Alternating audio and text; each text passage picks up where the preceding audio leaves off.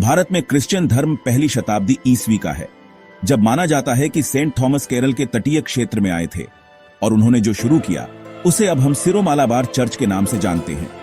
Europe से अलग, जहां क्रिश्चियन धर्म रोमन प्रभाव के बाद धीरे धीरे विकसित हुआ, भारत की क्रिश्चियन जड़ें इसकी प्राचीन संस्कृतियों में गहरी हैं। हालांकि भारत का क्रिश्चियन इतिहास प्राचीन है, लेकिन यह औपनिवेशिक काल के दौरान मिशनरियों के उदय से भी चिह्नित है।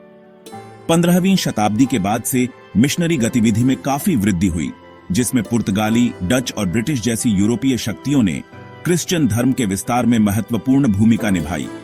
इसकी तुलना पश्चिमी क्रिश्चियन धर्म से करें, जिसका मूल यूरोप और प्रारंभिक मध्य युग में कैथोलिक चर्च के उदय से जुड़ा है।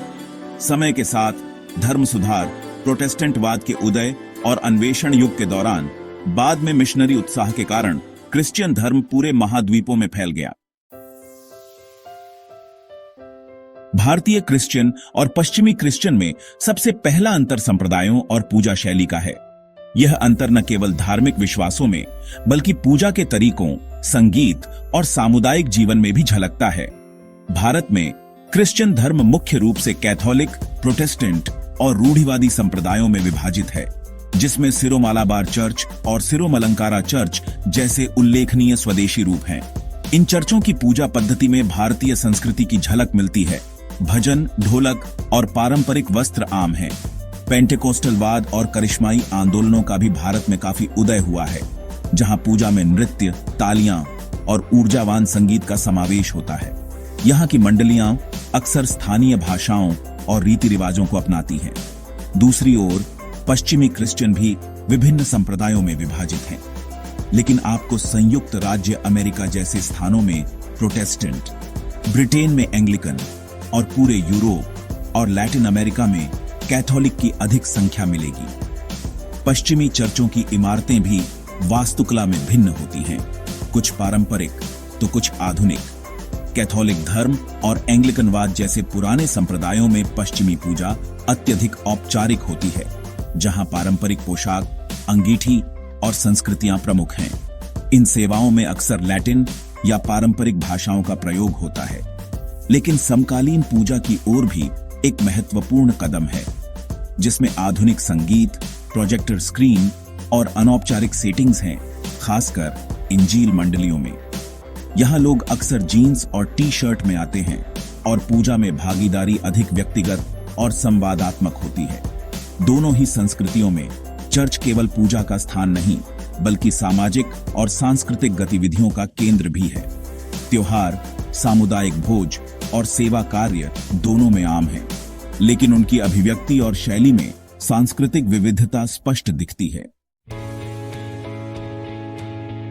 भारत में क्रिश्चियन धर्म स्थानीय संस्कृति से गहराई से जुड़ा हुआ है। चाहे वह बिरयानी जैसे स्थानीय खाद्य पदार्थों के साथ क्रिसमस मनाना हो या चर्चों को सजाने वाली दिवाली जैसी सजावट, भारत में क्रिश्चियन धर्म की अभिव्यक्ति हमेशा क्षेत्रीय संस्कृति के साथ मिश्रित होती है। पश्चिम में सांस्कृतिक अभिव्यक्तियां यूरोपीय परंपराओं के साथ अधिक संरेखित हैं। ठंडे, सर्द मौसम में क्रिसमस ट्री, स्नोमैन और कैरोलर्स के बारे में सोचें। ये सांस्कृतिक प्रतीक क्रिश्चियन परंपरा में समा गए हैं, लेकिन उनकी एक अलग यूरोपीय पहचान है। भारत में क्रिश्चियन धर्म एक अल्पसंख्यक धर्म है, जो कुल आबादी का लगभग 2 से 3% है। इस स्थिति का अक्सर मतलब होता है कि क्रिश्चियंस को उत्पीड़न, भेदभाव और धार्मिक तनाव का सामना करना पड़ता है, खासकर उन क्षेत्रों में जहां हिंदू राष्ट्रवाद प्रचलित है। इसके विपरीत कई पश्चिमी देशों में क्रिश्चियन धर्म ऐतिहासिक रूप से प्रमुख शक्ति थी, राजनीति, कानूनों और सामाजिक मानदंडों को प्रभावित करती थी। हालांकि हाल के दशकों में पश्चिम में धर्मनिरपेक्षता में वृद्धि और चर्च में उपस्थिति में गिरावट देखी गई है, खासकर युवा पीढ़ी में। मतभेदों के बावजूद दोनों समूहों को अपनी अपनी चुनौतियों का सामना करना पड़ता है। भारत में क्रिश्चियंस को धर्मांतरण कानूनों और सांस्कृतिक बाधाओं का सामना करना पड़ता है।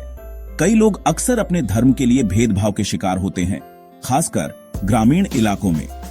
पश्चिम में चुनौतियां धर्मनिरपेक्षता और पारंपरिक क्रिश्चियन धर्म के पतन के बारे में अधिक हैं। विवाह समानता, गर्भपात और लैंगिक भूमिकाओं जैसे मुद्दों के केंद्रीय बहस बनने के साथ कई क्रिश्चियन समाज में धर्म की भूमिका पर सवाल उठा रहे हैं। दिलचस्प बात यह है कि पश्चिम में क्रिश्चियन धर्म की जड़ें प्राचीन हैं।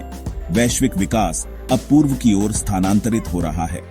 भारत अल्पसंख्यक होने के बावजूद हाल के दशकों में पेंटेकोस्टल और करिश्माई आंदोलनों में तेजी से विकास देखा है।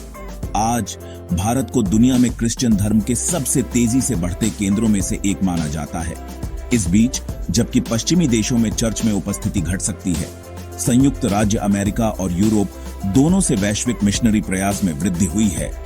कई पश्चिमी क्रिश्चियंस अब आध्यात्मिक पुनरुत्थान और विकास के लिए भारत, अफ्रीका और लैटिन अमेरिका की ओर देख रहे हैं। दिन के अंत में क्रिश्चियन धर्म का मूल एक ही रहता है, जीसस में विश्वास और दुनिया में उस विश्वास को जीने का आह्वान। लेकिन जैसा कि हमने देखा है, जिस तरह से यह विश्वास व्यक्त किया जाता है, संस्कृति, पूजा और जीवन के माध्यम से, आप जहां हैं उसके आधार पर बहुत अलग दिख सकता है। देखने के लिए धन्यवाद।